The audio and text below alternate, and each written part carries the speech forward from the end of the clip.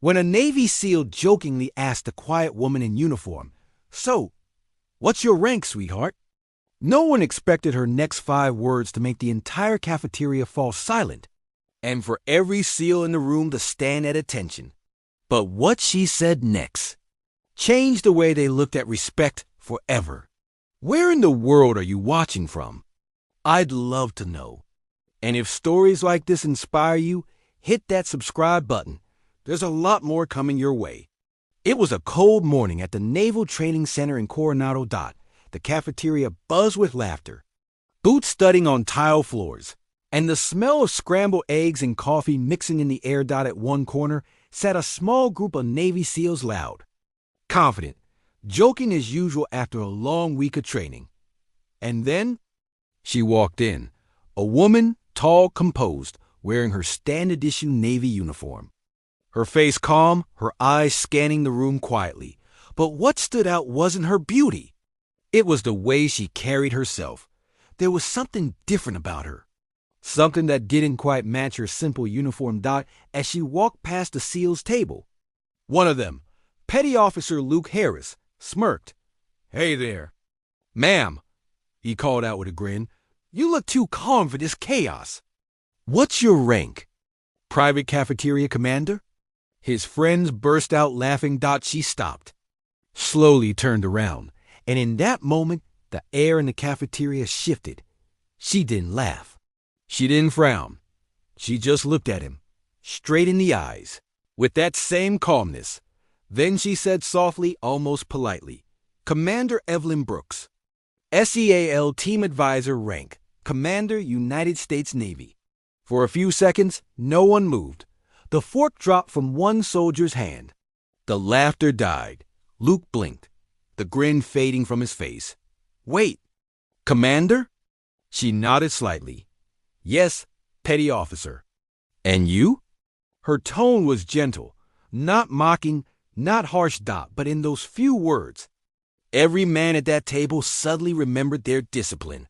Luke shot up from his seat, stammering, "Ma'am, I didn't realize," before he could finish. Commander Brooks gave a small, almost forgiving smile. "Relax, sailor. I've been where you are. We all learn respect, sometimes, the hard way." Then she walked away, calm as ever, leaving behind a silence so heavy it almost echoed. That afternoon, the whispers began. "Who is she?"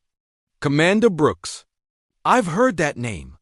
"Wait, wasn't she the one who led the hostage rescue in Syria?"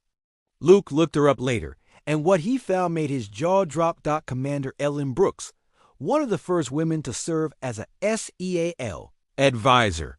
She'd been embedded with special operations teams, trained hundreds of SEALs, and had personally led a classified mission that saved 6 American hostages overseas. Her record was spotless. Her courage, legendary. Her story, almost untold.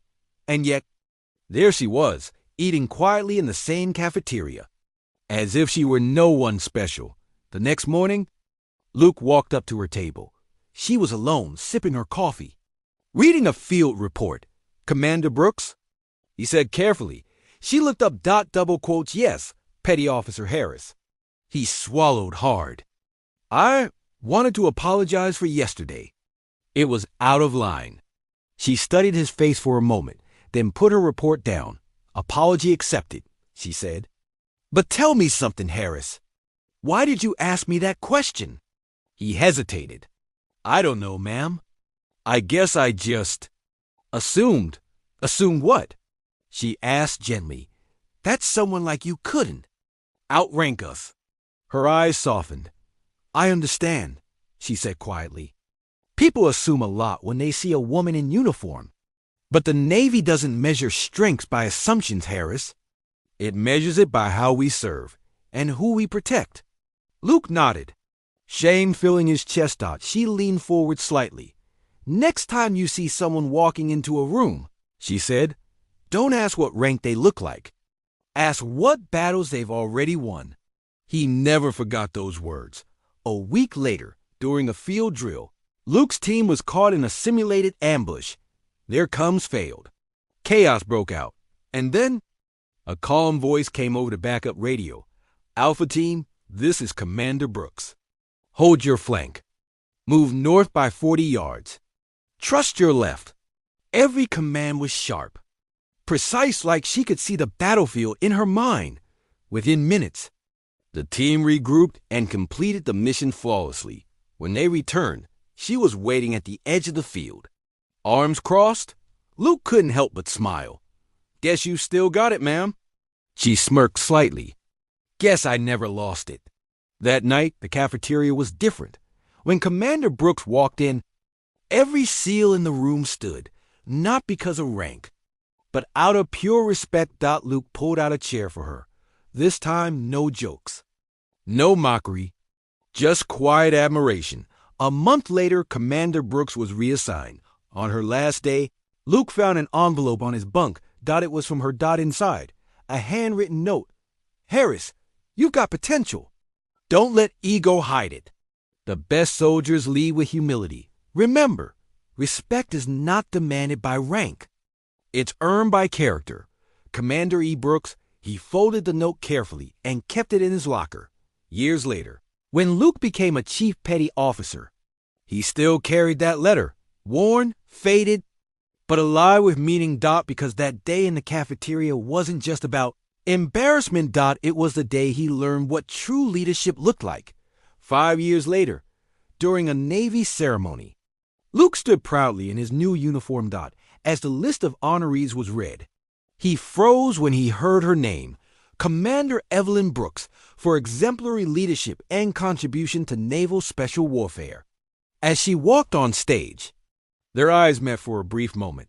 He saluted her, perfectly, respectfully. She returned the salute, then smiled.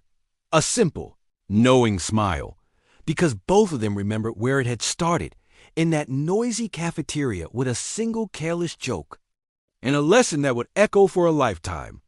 In the military, rank can command obedience, but only respect can command hearts. And sometimes, the quietest person in the room carries the loudest story. Thanks for watching till the very end. I put a lot of heart into sharing stories like this, and if it connected with you in any way, I'd love to know. Drop a comment, hit like, maybe share it with someone who get it too. You being here honestly means the world.